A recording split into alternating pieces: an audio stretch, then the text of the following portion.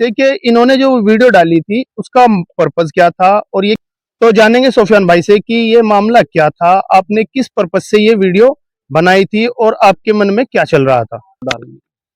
वो बस एजुकेशन की बात कर रहा हूँ मैं उसमें कि हमारे हमारी कौम में जो है बस पढ़ाई नहीं है, तो उस पर थोड़ा ध्यान दो। अब उस चीज को पता नहीं किस तरफ लेके जा रहे हैं। ईमान की बात हो, अल्लाह का शुक्र हो, मुझे पता, सब कुछ पता होनी चाहिए, सब कुछ सही हो, पर दुनिया का भी तो होना चाहिए ना कुछ। मतलब जैसे कि कोई डिग्री हो, आईएएस अधिकारी वहां से पैदा हो, और वकील जज वहां से बनकर निकलेंगे तो करप्शन को लेके भी आपने बोला है कि मदरसों में करप्शन हो रहा है, चंदा चोरी होता है, इस तरीके की बातचीत आपने उसके अंदर बोली है। तो आपने क्या सोच के ये बात बोली कि मदरसों के ऊपर इस तरीके की बात आपने बोली? मैं ये सोच के बोल रही थी, देखो जिस हिसाब का चंदा माशाल्लाह बहुत है, अल्लाह का शुक्र है, सबको पता है नहीं, सब दें, तो उस हिसाब की शायद पढ़ाई नहीं है नहीं। उसी चंदे के पैसे से, मतलब मैं ये नहीं कह रहा गलत है, चंदा दो, खूब दो, हम भी दे, सब दे, पर उससे ही एक जैसे कि कंप्यूटर वगैरह, इंग्लिश, अब बताया ना कि डिग्रियां, और बच्चों को पढ़ाओ। असल में ऐसा कि हमारी कौम में कोई ऐसा प्लेटफॉर्म है ही नहीं जहाँ पे नौकरी मिले। अगर प्लेटफॉर्म होंगे जैसे कि बड़े बड़े कॉलेज खोल दे हम, तो वहीं से डिग्री मिलेगी, तो कौन नौकरी नहीं देगा। पहली बात तो जब डिग्री होगी हाथ में, कोई भी नौकरी दे देगा। बात नहीं यार, हमारी कौम के बच्चों में बहुत दिमाग है, बहुत मेहनती है माशाल्लाह। मेरे भाई ये 12 साल के मोलबत कर रहे हैं, वो जब 12 साल के मोलबत कर सकते हैं, आईएएस नहीं बन सकते, वो बन सकते हैं यार, वकील भी बन सकते हैं, जज भी बन सकते हैं। पढ़ाई में बहुत है, आगे हैं, अल्लाह का शुक्र है, हमारी कौम बहुत आगे है, बस ध्यान नहीं दे रहे हैं। इधर फालतू फालतू की चीजों पे ध्यान दे रहे हैं, जो मैं बता रहा हूँ उस पर ध्यान नहीं दे रहे। लेकिन आपके कैरेक्टर को लेकर भी बात होती है कि आप सिगरेट पीते हैं, लड़कियों के साथ वीडियो बनाते हैं, इस तरीके की बातचीत होती है। आपने एक ट्रस्ट खोला है, उसको लेकर लोग सोच रहे हैं कि भाई पैसे कमाने का जरिया है। देखो ट्रस्ट का ऐसा मामला, अब तक मैं किसी से 1 रुपया नहीं लिया, कोई अगर है तो मुझे बता दो किसने दिए। 31,000 रुपए दे गया था, उसे भी मना करी थी हमने, और मैंने अपने 40 लाख रुपए लगा दिए। रहा सबूत आपके सामने, ये मेरा प्लॉट था, घर बनाने के लिए लिया था।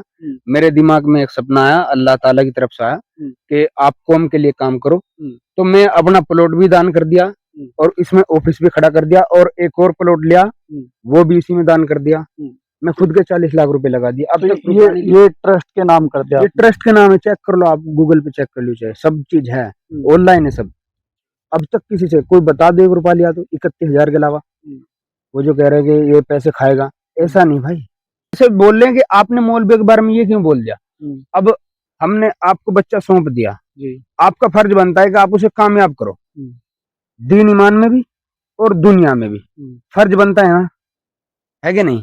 लेकिन मौलाना, अफसोस जानना चाहता हूँ, आपने मीडिया संस्थानों के बारे में बात की, नौकरी को लेकर के बात की कि नौकरी में हमारे लोग बहुत कम हैं, तो ये बात आपने कैसे सोची? क्या आपके दिमाग में ये बात आई है पूरी? आप बता दो कोई है, मतलब किसी के पास, हमारे मुसलमान भाइयों के पास है डिग्री?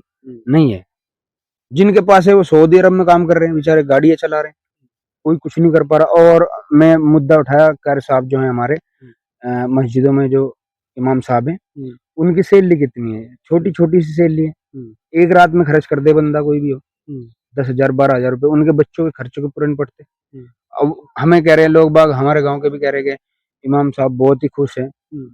हम देखते हैं उनको कितने खुश हैं, चेहरा बता देता है कितने खुश है, रोते हैं बाजी बार, तो इतना जलील भी करते हैं लोग बाग। तो आपको लगता है कि ऐसा होना चाहिए? हमारा इस्लाम मजबूत होना चाहिए ना। हमने खुद ने कमजोर कर रखा, बस उस चीज को समझ नहीं रहे, ध्यान नहीं दे रहे, पता नहीं किस तरफ जा रहे हैं लोग। अब आप सोच रहे होगे कि कोई हाफिज साहब आवाज उठाते तो अच्छा लगता, वो नहीं उठा रहे इसलिए हमें उठानी पड़ी, और मैं इसलिए उठाई, मेरी आवाज सुन लेंगे लोग बाग, मेरी आवाज शायद 50 लाख आदमी सुन लेंगे, चली जाएगी, पहुंच जाएगी। जो उठाते हैं उनकी आवाज कहीं जाती नहीं है, वो इसलिए नहीं उठाते, और जो उठाते हैं, जैसा कि मैं उठाई तो मुझे दबाने की कोशिश करते हैं। हमारी कौम ऐसी है, हम उनके फायदे के लिए सोच रहे, पर वो हमें ही नीचे गिराएंगे कि भाई तुम मत फायदा वायदा मत सोचो, हमें फायदा चाहिए नहीं। इनकी ये सोच है। पढ़ाई में कमजोर है हम, पैसे की कमी नहीं है हमारे पास, अल्लाह का शुक्र है, पैसे बहुत देता है अल्लाह में हमें, और पढ़ाई से कमजोर है हम। पढ़ा लिखा इंसान कहीं भी बोल लेगा, कहीं भी काम कर लेगा, कुछ भी कर लेगा, ऐसा नहीं हर आदमी क्रिएटर बन जाएगा। पढ़ लिख को कुछ और भी तो बन सको ना आदमी, है कि नहीं। और जब मेरे जैसा अनपढ़ आदमी ऐसा काम कर सको, तो यार पढ़े लिख के क्यों नहीं कर सकते। बस ध्यान नहीं दे रहे कि हो क्या रहा है, मतलब कहा क्या, पढ़ाई के लिए ही तो कहा। पढ़ाओ, बच्चों को पढ़ाओ और कामयाब बनाओ। हम कर देंगे इंशाल्लाह 20 साल में कामयाब। हम बना रहे भी और बनोगा। और रही बात उसकी, लोग कह रहे हैं कि तू बना लेगा कि स्कूल ऐसे थोड़े बन जाएगा। अल्लाह का शुक्र है, त्यागी है हम बना देंगे, बना भी रखे और हम बनाएंगे। और इसमें देखियो आपका क्या होगा, इंशाल्लाह कंप्लीट हो जाएगा। लेकिन बहुत सारे लोग ये सोच रहे, जो सुफियान है वो मदरसों के खिलाफ हो गया और उलमा के खिलाफ हो गया, जो मौलाना लोग हैं उनके खिलाफ हो गया। मैं खिलाफ नहीं हूँ, मैं माँ का दर्जा देख रखता हूँ, अल्लाह की कसम। आपको भी पता है, आपसे भी कितनी इज्जत से बात करता हूँ मैं कसम खुदा की अपने माँ बाप का दर्जा देता हूँ। मुझे पता है दीन ईमान की बात यहीं से शुरू होती है, यही बताते हैं हमें दुनिया में कैसे जीना है, दीन की बात सब कुछ। तो मैं इनके खिलाफ कैसे जा, मैं सिर्फ अपनी बात रखी है कि सुफियान को बाइकआउट करो, और ये कर रहे हैं बाइकआउट। तो अगर ये बोलते कि सुफियान की बात ध्यान से सुनो और पढ़ाई पे ध्यान दो और डिग्री हासिल करो, कामयाब बनो, देश का नाम रोशन करो, तो ये सुनेंगे नहीं लोग, बात सुनेंगे यार। अब मैं इसीलिए तो कहा था कि पहले सिस्टम कितना अच्छा था, उस टाइम पे तो कोई टेक्नोलॉजी भी नहीं थी, अब तो एआई भी है। अब हम नीचे की तरफ को जा रहे, जाना चाहिए था बहुत ऊपर, आसमान छूना चाहिए था ना। अब तो उस टाइम पे आसमान छुए हमने, अल्लाह का शुक्र है हमारी कौम ने। जिस टाइम पे टेक्नोलॉजी थी नहीं, अब देखो तुम, अब टेक्नोलॉजी है, सब कुछ है, पर अब नीचे को जा रहे हैं हम। क्यों जा रहे हैं? पढ़ाई में कमजोर है हम, ध्यान नहीं दे रहे ना पढ़ाई पे, सिर्फ पैसा कमा रहे, पैसा कमा रहे, ठीक है, अल्लाह का शुक्र है, पर पढ़ाओ।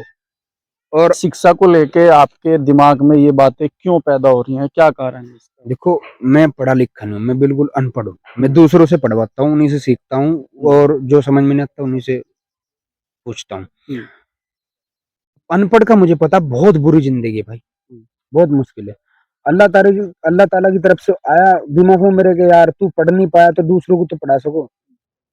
और मैं अपनी कौम का दर्द देख रखा, मेरे अंदर जो दर्द है मैं बता नहीं सकता आपको भाई साहब, बहुत मुश्किल है, अभी समझ नहीं पा रहे। इसीलिए मैं सोच रहा कि हमारी कौम का फायदा हो, मजबूत हो जाओ। ये इस चीज को समझ नहीं दे रहे, उल्टी तरफ लेकर जा रहे बात को। नहीं तो उसी वीडियो को अगर ध्यान से देखोगे, एजुकेशन की बात हो, उसमें एक तरफा एजुकेशन की बात, समझ जा। अगर मुझे अपनी कौम के लिए कुछ भी करना पड़ेगा तो इंशाल्लाह हम पीछे नहीं हटेंगे, हम करेंगे। वीडियो डिलीट करने के बारे में बोल रहे हैं कुछ लोग।